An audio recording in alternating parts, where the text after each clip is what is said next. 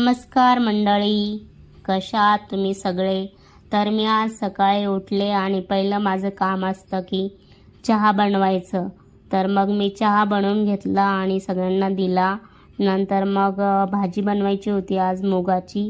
तर मुगाच्या भाजीसाठी कांदा चिरून घेतला, जिरे मोहरी टाकले आणि कांदा परतून घेतला आणि खूप सारे मसाले होते. सुहाणा मसाला, कांदा लसूण मसाला आणि थोडंसं लाल तिखट आणि नंतर मग मूग टाकून घेतले आणि मस्तपैकी परतून घेतले आणि अशा प्रकारे मी मुगाची भाजी बनवलेली आहे.